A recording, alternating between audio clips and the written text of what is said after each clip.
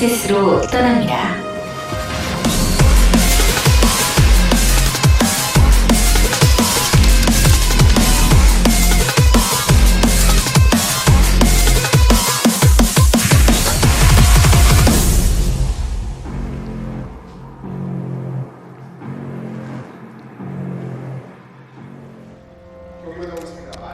Here we are on Galactic Process for game number 1. Down in the bottom left, the Purple Terran fighting to come back. He's struggling. We'll see if he can win 2 in a row. He's got to start here. It's MarineLorD.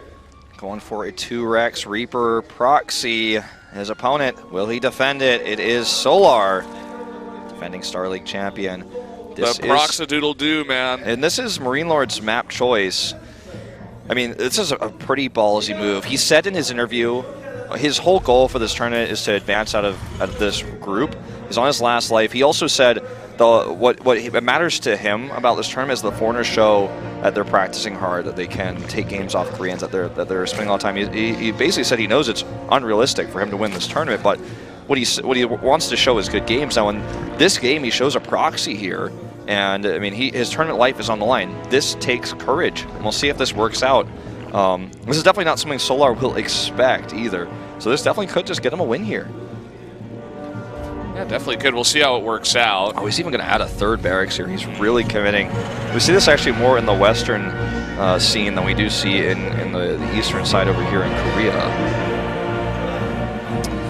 And Solar, this map is good because there's a lot of areas to proxy, and Solar did not get lucky with the 2nd Overlord Scout, did not send it in the correct location, or rather direction. So he's not going to know about this until the Reapers start showing up. Bunker on the edge here. Solar's going to see that, and that's going to obviously raise red flags. 4 Lings alone here is all he has coming out. Now, if he micros this SCV or just brings the Reaper over, he can keep this bunker up. And this is going to be really frustrating because the Reapers will have a safe haven to heal in, and they'll get extra range. And that's going to be a big problem. And so he wants to just drop grenades out and then pop back into the bunker. He's going to be doing a lot of that. Targets the SCV here. Nicely done. That bunker would have given him so much extra room to work with. And now he's not going to have it. In fact, may want to send that 2nd SCV up. I think he is. Yep, there it is. Okay. He can finish this bunker, but the fact that he doesn't have it right now is still pretty nicely done by Solar. The spine's going to come up too. Ooh, the Queen pops out. Needs to get that in the bunker and heal it. Oh, he loses it. One. That's really critical here. Okay, the spine will outrange this bunker. So he needs to deal with that, obviously. The more time he spends on the spine, though, the more time Solar has. It's almost just like a battery for damage at this point.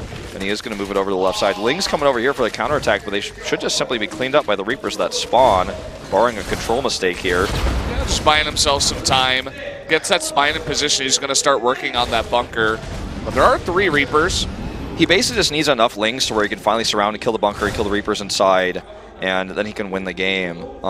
He's actually just going to use the spine again like a tank, like a battery for damage, while sending almost all of his Lings across the map to kill SCVs. Nice micro here from MarineLorD in and out of the bunker, making sure none of his Reapers die.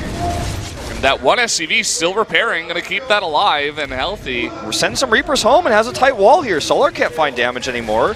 This is a tough decision to make, but he makes it. And now's the Ling count I'm talking about, just enough to break out the bunker here. It's good control by MarineLorD, good reaction, saves those Reapers. It's the most important thing. He has so many grenades he can launch now, and again, still 3 Reapers at a time coming home, or excuse me, coming out of those barracks. He can just jump up onto the cliff here.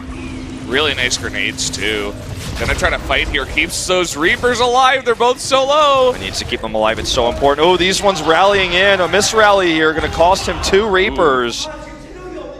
And suddenly it looks like Solar may just have too many Lings. Yeah, sometimes we see, a lot of the time we see Zergs commit to a Rotuarn, in fact, to deal with this, but Solar very confidently just using a bunch of Speedlings and a couple of Queens. And that 1 spine just gives him so much value. This is too many Lings. He can't fight with this meager amount of Reapers.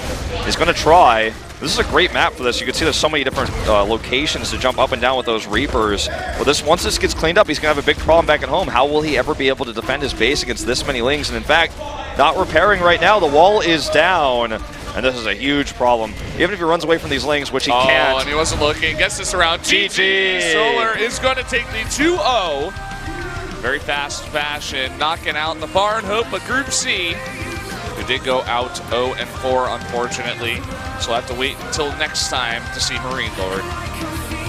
And our final matchup will be Trap versus Solar. You know, I think, to be honest, at least by my opinion, MarineLorD showed good play tonight, and you know, I feel like he succeeded in his goal, at least for himself, to show that foreigners are practicing hard and they are strong players.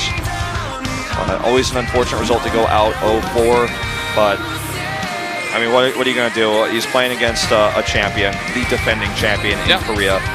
He's playing, you know, he played against Trap as well, you know, a very solid mid-tier Protoss on, you know, the team that just won Pro League. So also a very strong player to go up against. Guys, we're going to take a quick commercial break before we get to that final match, Trap versus Solar. Stay tuned.